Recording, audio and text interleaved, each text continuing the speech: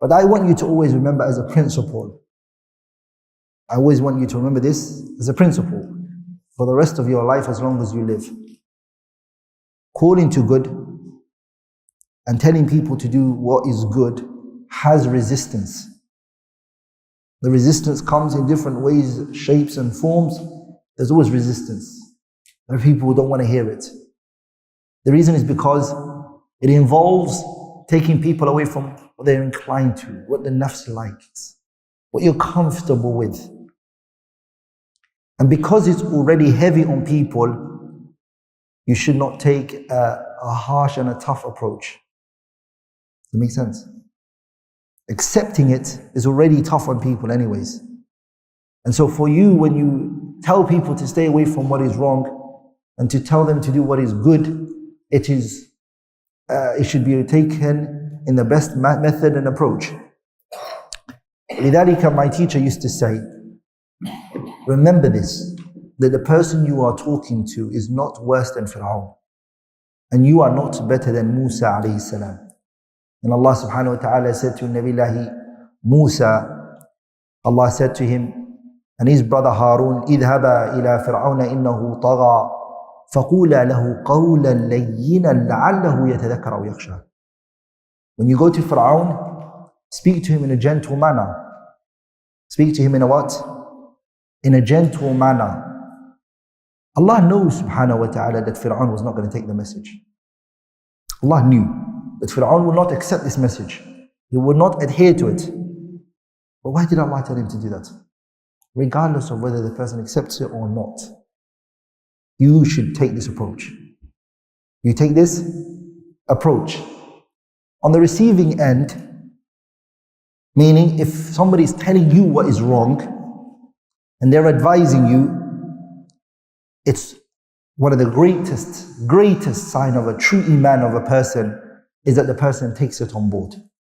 Regardless of your view of this person and how you feel towards them and what they are, what they've done to you, or the truth is the lost property of the believer. And wherever he finds it, he takes it.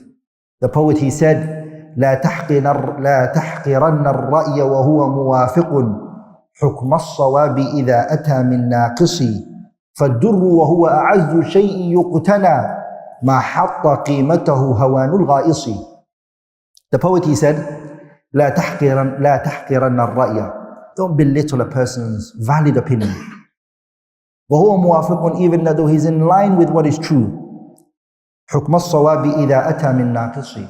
Because if a good opinion comes from someone you don't see worthy, for example, or someone who is insignificant to you, you should accept it the same way if a child gave you gold, you would accept it from them.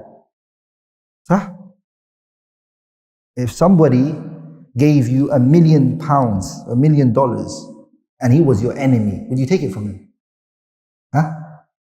You'd be like, nah, he's my enemy, I ain't taking anything from him. Would you say that? The same way you would take that from them, you should take the truth. You don't look at the person